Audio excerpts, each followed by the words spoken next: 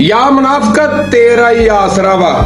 अदनान आदल आंदा कि एक सरकारी महकमे के अहलकार ने बताया कि एक ऑनलाइन सैशन होया वा ਜਿਹਦੇ ਵਿੱਚ ਸਰਕਾਰੀ ਮੁਲਾਜ਼ਮਾਂ ਦੇ ਉੱਤੇ ਜ਼ੋਰ ਦਿੱਤਾ ਗਿਆ ਵਾ ਕਿ ਤੁਸੀਂ ਆਪਣੇ ਸੋਸ਼ਲ ਮੀਡੀਆ ਦੇ ਅਕਾਊਂਟ ਬਣਾਓ, ਉਹਦੇ ਉੱਤੇ ਵਜ਼ੀਰੇ ਆਲਾ ਔਰ ਵਜ਼ੀਰੇ ਇਤਲਾਤ ਦੀਆਂ ਪੋਸਟਾਂ ਨੂੰ ਰੀਪੋਸਟ ਕਰੋ।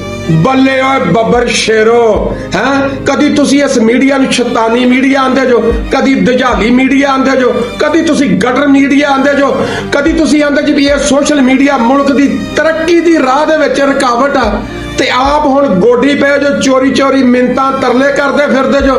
ਸ਼ੌਕ ਤੇ ਤੁਹਾਨੂੰ ਬੜਾ ਵਾ ਕਿ ਜਿਸ ਤਰ੍ਹਾਂ ਪੀਟੀਆਈ ਛਾਈ ਆ, ਇਮਰਾਨ ਖਾਨ ਛਾਇਆ ਵਾ, ਇਸੇ ਤਰ੍ਹਾਂ ਸੋਸ਼ਲ ਮੀਡੀਆ ਦੇ ਉੱਤੇ ਸਾਡਾ ਵੀ ਨਾ ਹੋਵੇ। ਉਹ ਤੁਸੀਂ ਦੋਨਾਂ ਚੋਂ ਇੱਕ ਕੰਮ ਕਰ ਲਓ। ਇੱਕ ਬੰਨੇ ਤੁਸੀਂ 20 ਅਰਬ ਰੁਪਈਆ ਖਰਚ ਕੇ ਫਾਇਰਵਾਲ ਲਾ ਰਹੇ ਜੋ, ਇੱਕ ਬੰਨੇ ਆਜ਼ਾਦੀ ਦੀਆਂ ਗੱਲਾਂ ਕਰਦੇ ਜੋ, ਦੂਸਰੇ ਬੰਨੇ ਅੱਜ 121 ਦਿਨ ਹੋ ਗਿਆ ਟਵਿੱਟਰ ਬੰਦ ਹੋਇਆ ਵਾ।